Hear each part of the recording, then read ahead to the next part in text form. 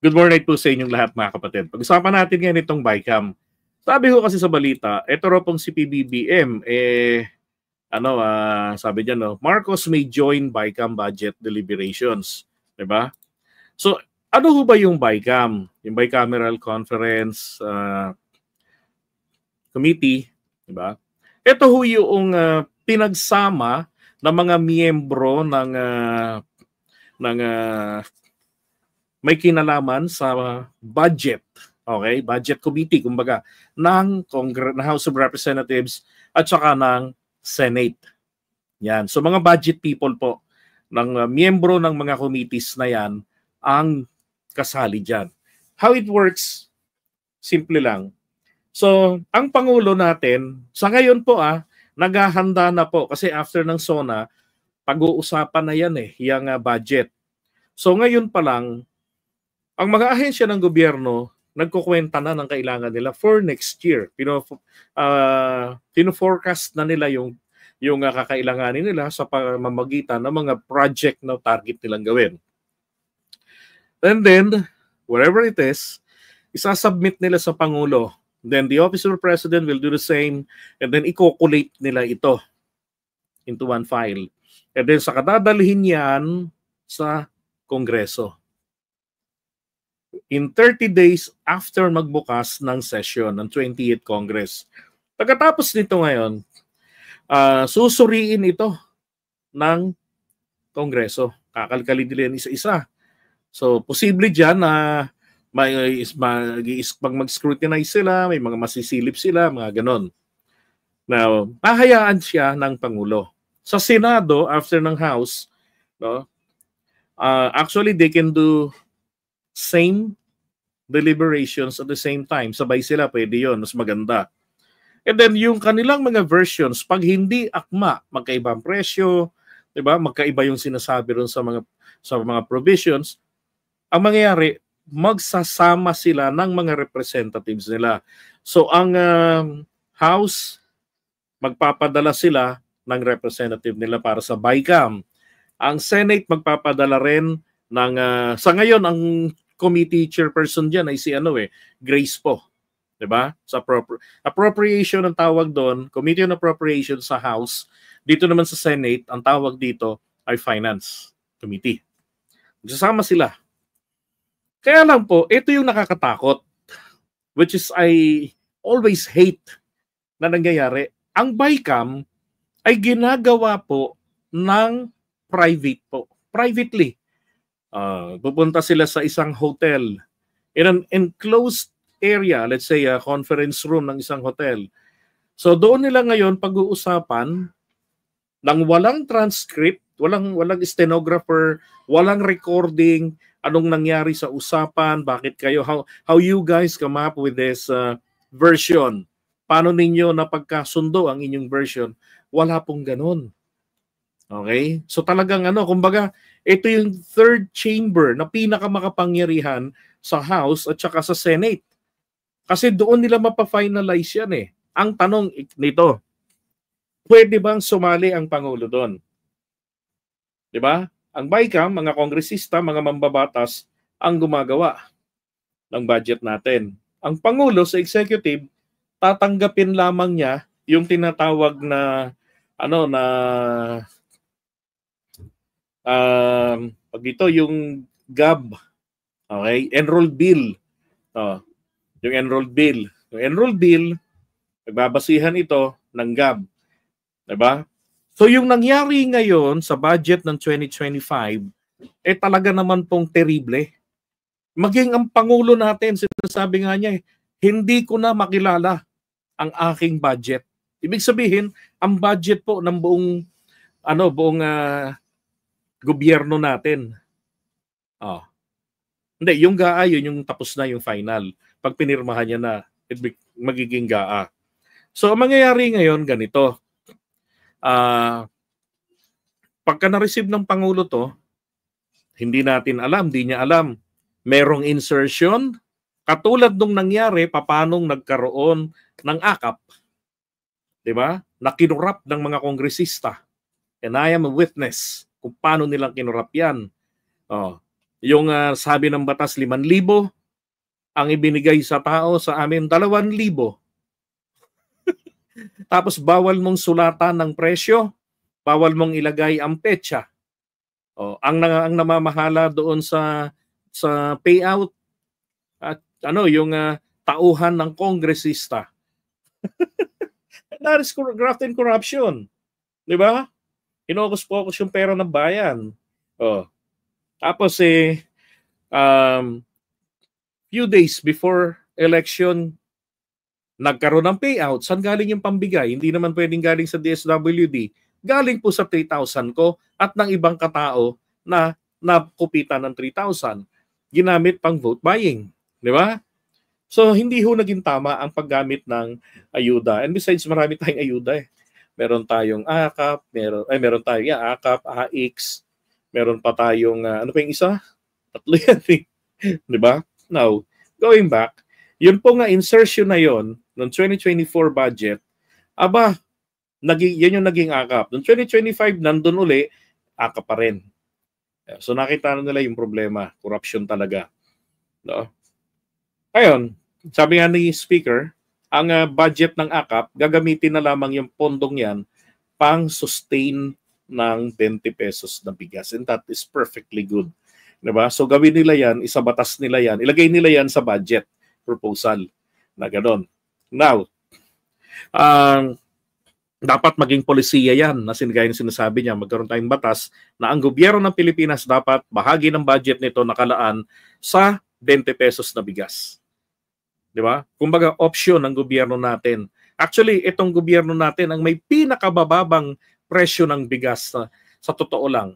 Panahon ni Pinoy, I used to buy 27 pesos. Pero mabukbok na yun eh, masapot-sapot na yun eh. So binibili ko ay 30 pesos, 31 pesos noon. Hanggang nung panahon ni Duterte. Pero pag 27, naku po, may sapot na ng gagamba, sobrang kalumaan. Dahil sapot pala ng bukbok. Ngayon, ang naging problema pa, nakapirma ang mga mambabatas natin sa BICAM ng may mga blankong pages sa agriculture. Failure ito ng mga tauhan nila, ng staff ng finance, ng appropriation ng Congress at saka ng taga-finance ng Senate. Sila yung mga staff nila ang nagre-reprint o nagre-retype ng final version na magiging enrolled bill at nagiging GAB, General Appropriation Bill. Di ba? So, yung General Appropriation Bill, walang bakante. Malinis, sabi nga ni Amy. Ang may problema, yung GAA. Yung BICAM report. Yun ang problema. Which is wala namang bearing kung tutuusin. Kasi halata namang na-neglect lang ng mga tauhan nila na ilagay yung correct papers para sa agriculture. Kasi makapalang libro, pero hindi naman nila yan, hindi naman nasa libro yan ng inano nila, dinideliberate nila eh. Kung alin lang yung mayroong disagreement, yun lang po yun. So piece by piece ito. Pinagsasama-sama nila. Now, dahil mismo ang ating Pangulo, maging si Franklin Drilon, sinabi na nga nila, eto na ang pinaka-corrupt na budget na nakita ko.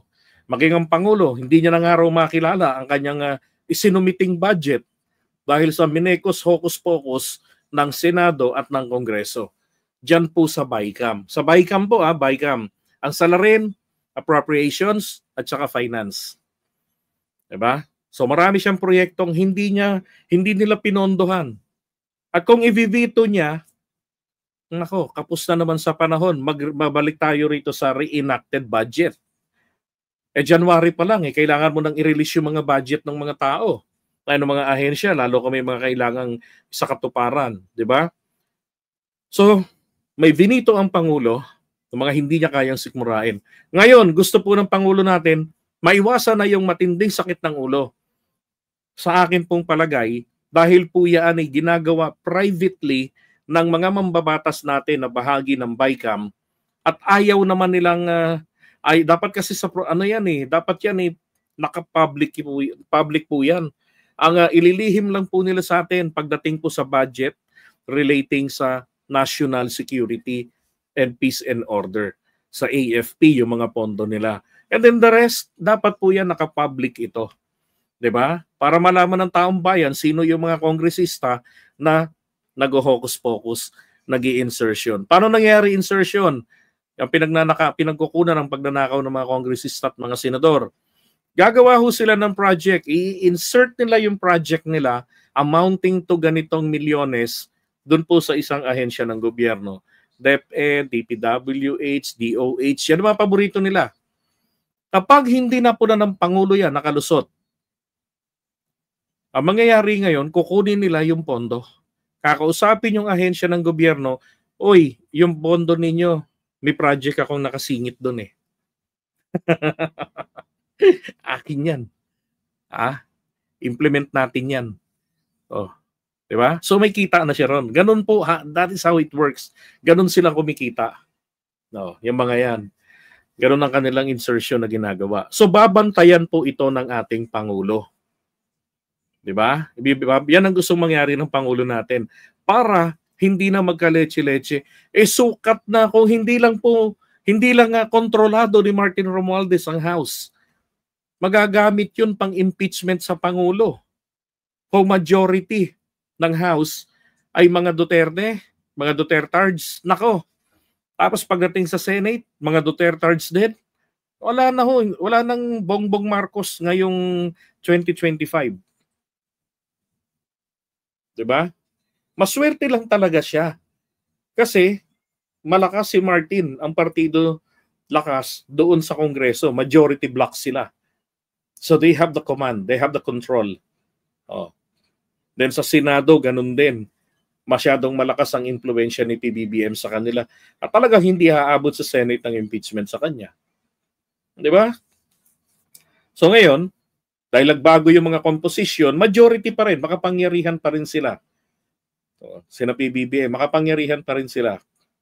Pero sa kanya, yung kahihiyan na idinulot ng BICAM, ayaw niya nang maulit. If I am the president, hindi ko rin gugustuhin na mapahiya ako ng dahil sa lintik na palpak na ginawa, no, hinokus-pokus ng mga kongresista natin. So if there is a way to prevent that, 'di ba? Kaysa naman sa nandun ka lang hihintayin mo yung General Appropriation Bill, saka ka magre-review kasama ng mga tauhan mo sa OP, 'di ba? Mas mainam, BICAM, makiupo kayo. Sa inyo galing yung budget eh. 'Di ba? Bakit ninyo niliitan 'to? May bito ko 'yan. Ito yung project namin, maaantala yung trabaho. Yung mga gusto namin gawin, hindi nangyayari dahil sa mga lintik na katarantaduhan nyo.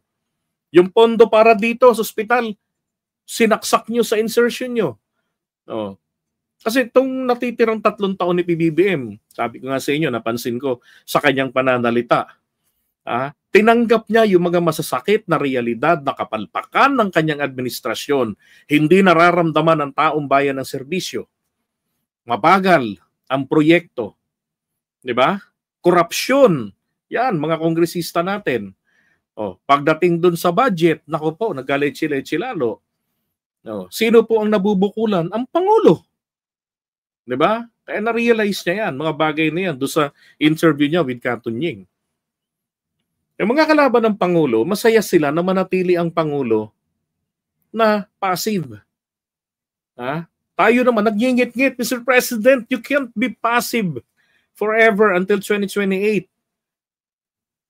Kawawa ang taong bayan. Dahil lamang sa ngalan na para hindi magkagulo. Di ba? Mainam ng magkagulo. Nararamdaman ng taong bayan ang serbisyo ng gobyerno. Nararamdaman ng taong bayan ang upgrade ng ating ekonomiya. Di ba? Yung mga pag-angat, kailangan maramdaman yan, ang seguridad. Doon nga ako nagulat na sinabi ng Pangulo yung tungkol sa, yung lagi kong inangaw-ngaw, di ba? Na walang police visibility. Di ba gumaganon ako? Ano ngayon, di ba binanggit ng Pangulo? Masakit po yan sa kampo ng mga kalaban niya because the president is doing good. And it sounds like he's after of his legacy. Diba? Lahat ng presidente, they're indeed after of their legacy. Hindi ka na kasi pwedeng bumalik magpangulo pa eh. So anong gagawin mo? You were given a chance, ano gagawin mo? 'Di ba? Trabahuin mong maging maganda ang maiiwan mo sa taong bayan. Ang ibig sabihin nun, mapapaganda mo, no, ang kanilang buhay.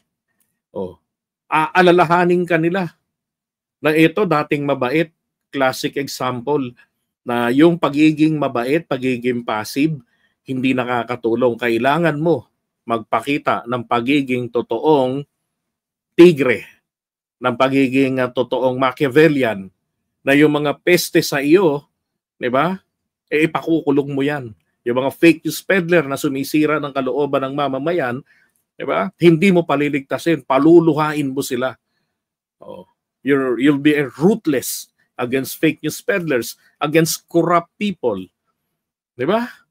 Oh, ganun eh. Sa kayo mga kongresista, mangangamba yan ng faith nila sa 2028. So kailangan pag alis ng Pangulo, maganda, positibo, damay po sila. Kasi sila yung naging gabay niya sa pagpapatakbo ng bansa. Di ba? Ganon din ang mga senador. Oh. Kaya sa ngayon po napakahirap na if I am the senator, then I was offered na oy mag-opposition ka, ang hirap po ngayon yan. Lalo na't narinig natin yung mga gustong mangyari ng Pangulo. You'll be stupid if you choose to oppose. Di ba? Okay. Kaya sa akin, again, pwede hong gawin ng Pangulo na sumali doon. Yan. Hindi lang siya pipirma. Pwede siya mag-observe, magkahiyaan, di ba? Pwede siyang mag-raise ng tanong niya ng anong gusto niyang i-raise na issue doon sa particular budget, bakit kailangan yung kaltasan, bakit yung pinag-isipan na natin, bakit kailangan ninyong pakialaman pa i-realign ninyo, di ba? Sino kayo? Kayo ba magpapatakbo ng gobyerno? Di ba? O sabihin ng Pangulo, pakialaman yung kalikutin yung budget na pinag-isipan namin. Subukan nyo, ibibito ko lahat yan. Di ba? Ganun lang yan. Ano lang yan eh, pakitaan lang po yan ng pagandahan lang yan ng pag-angil. Di ba? Right? Tama yung gagawin ng Pangulo na yan. Ng Pangulo natin na sumali siya dyan.